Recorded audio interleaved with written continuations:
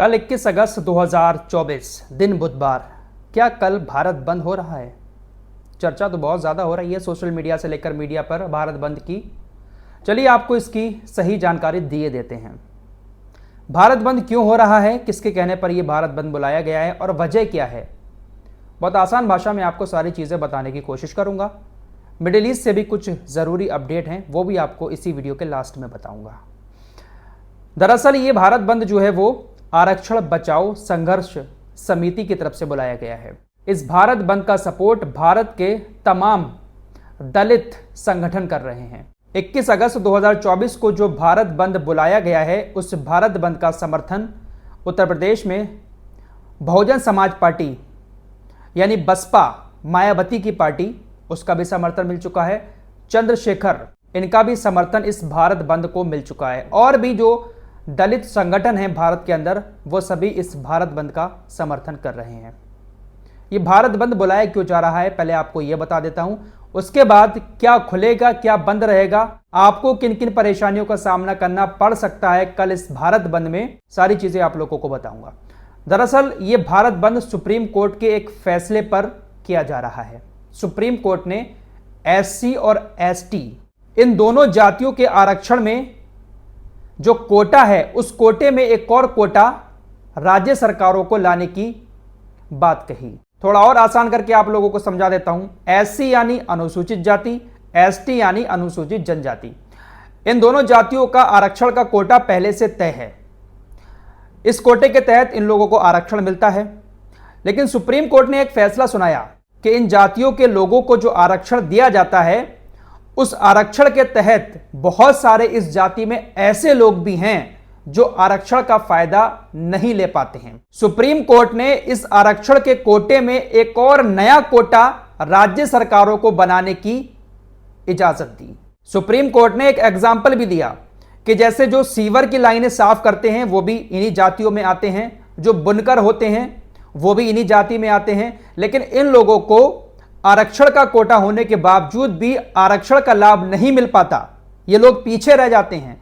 तो राज्य सरकारें इस कोटे में एक नया कोटा बनाकर ऐसे पिछड़े हुए लोगों को आरक्षण में से आरक्षण दें। तो सुप्रीम कोर्ट ने एससी एसटी कोटे में से ही एससी एसटी के और ज्यादा पिछड़े हुए लोगों को एक नया कोटा बनाने की बात राज्य सरकारों से कही। बाकायदा इसका फैसला सुना दिया गया है। अब इसी फैसले के खिलाफ 21 अगस्त 2024 यानी कल बुधवार के दिन दलित संगठन जो हैं वो भारत बंद बुला रहे हैं। इन लोगों का कहना है कि सुप्रीम कोर्ट को इस फैसले को तुरंत वापस लेना चाहिए। जो हमारा कोटा है आरक्षण का, उसको ऐसे ही बरकरार रखा जाए। इस कोटे में से नया कोटा बनाकर पिछले लोगों को आरक्षण देना यह गलत है। इसी मांग को लेकर कल दलित संगठन भारत बंद बुला रहे हैं। उत्तर प्रदेश के अंदर एक बहुत बड़ी पार्टी है दलितों की, मायावती, उन्होंने इसका समर्थन किया है। चंद्रशेखर आजाद ने भी इसका समर्थन किया है और भी तमाम दलित संगठन इसका समर्थन कर रहे हैं।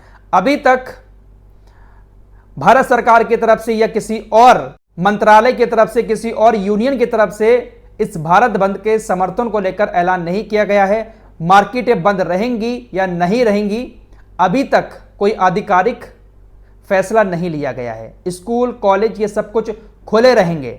भारत बंद में क्या चीज खुलेगी, क्या बंद रहेगी, अभी तक किसी तरह का कोई आधिकारिक फैसला नहीं आया है। हालांकि जो दलित दुकानदार हैं वो हो सकता है कि मार्केटें बंद रखें, या जो सपोर्ट करते होंगे भारत बंद को वो अपनी दुकानें बंद रख सकते हैं, या फिर अगर आप सड़क पर निकलेंगे तो वहां पर कुछ दिक्कतों का सामना करना पड़ सकता है। पब्लिक ट्रांसपोर्ट को चलने से रोका जा सकता है। बाकी किसी तरह का कोई आधिकारिक फैसला अभी तक किसी भी संगठन की तरफ से नहीं आया है। हॉस्पिटल भी खोलेंगे, सरकारी ऑफिस भी खोलेंगे, क्योंकि अभी सरकार ने भी इस बात को लेकर कोई ऐलान नहीं किया है कि ऑफिसेज बंद रहेंगे। बैंकें भी खुलेंगी, सब कुछ खुलेगा। सिर्फ रोड पर थोड़ी दिक्कत का सामना करना पड़ सकता है। उत्तर प्रदेश के अंदर, पश्चिमी उत्तर प्रदेश में हाई अलर्ट जारी कर दिया गया है, क्योंकि मायावती की सबसे बड़ी पार्टी दलितों की यहां पर है और यहां पर ज्यादा मामला बिगड़ जाता है, इसलिए उत्तर प्रदेश में हाई अलर्ट है। बाकी ज्यादा परेशानी वाली बात नहीं है, क्योंकि सरकार इसका समर्थन नहीं कर रही है। रोड पर निकलेंगे थोड़ी बहुत दिक्कतें हो सकती हैं, वरना ज्यादा कुछ नहीं होगा। कहीं पर अगर आपको जाना है तो उस रूट की पहले सारी इंफॉर्मेशन निकाल लें, उसके बाद ही आगे बढ़ें। फिलहाल मिडिल ईस्ट की तरफ चलते हैं। दोस्तों, आज हिजबुल्लाह ने तकरीबन 55 से 60 रॉकेट उत्तरी इजराइल की तरफ छोड़े। रिपोर्ट के मुताबिक 55 में से 10 रॉकेट को ही इजराइल का एयर डिफेंस सिस्टम रोक पाया, बाकी रॉकेट इजराइल के अंदर आकर गिरे, जिससे एक बहुत बड़ी उस इलाके में आग लग गई। हिजबुल्लाह ने जब भी रॉकेट और मिसाइलों से इजराइल की तरफ हमला किया है, इजराइल में आग तो जरूर लगी है। कुवैत के इस्लामिक स्कॉलर अल सुबैदान ने कहा, केवल शिया ही फिलिस्तीन का समर्थन करते हैं, अरबों ने हमें बहुत ज़्यादा निराश किया है। क्या कहेंगे इस मामले पर, कमेंट बॉक्स में ज़रूर बताएं। मिस्र के राष्ट्रपति का कहना है कि इजराइल को गाजा में अंतर्राष्ट्रीय मानवीय कानून का उल्लंघन नहीं करना चाहिए। फिलिस्तीनी लोगों को आज़ादी और आज़ादी की ज़रूरत है। जब पड़ोसी इनके जैसे हों तो कैसे कोई आज़ाद हो सकता है।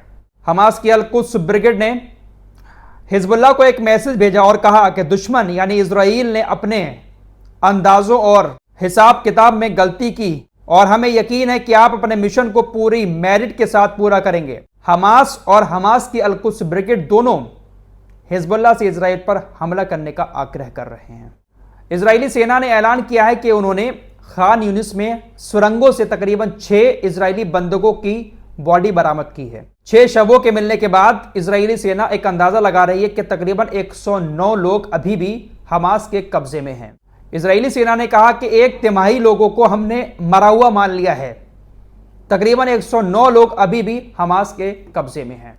इजरायली सेना का कहना था कि हमने हमास को गाजा से पूरी तरह से ख़त्म कर दिया है। रफ़ा में अब हमास की रफ़ा ब्रिगेड पूरी तरह से ख़त्म हो चुकी है। हमास ने 3 टैंक, 1 D9 बुलडोज़र और निम्र सैन्य वाहक को निशाना बनाया। हमास ने घोषणा की कि उन्होंने रफ़ा शहर के पश्चिम में अल यासीन 105 गोले के साथ 3 मरकबा टैंक, 1 निम्र बख्तरबंद कार्मिक गाड़ी और 2 टैंडम गोले के साथ 1 D9 सैन्य बुलडोजर को निशाना बनाया। हमास लगातार अभी भी इजरायली सैनिकों के वाहनों पर, उनके बुलडोजरों पर हमले कर रहा है। और ये जो अल यासीन 105 रॉकेट है, जो गोला है हमास के पास, ये बहुत ज़्यादा ख़तरनाक है। किसी भी वाहन पर अल यासीन 105 गोला अगर गिरता है तो वो उस वाहन के चिथड़े उड़ा देता है। अभी भी हमास लगातार अल यासीन 105 गोले के साथ हमले कर रहा है। तो हमास अभी ख़त्म कहाँ हुआ है। फिलहाल इस रिपोर्ट में इतना ही। कुछ और खबरों के साथ जल्द हाजिर होऊंगा। तब तक के लिए अपना ख्याल रखिएगा। अल्लाह हाफिज़।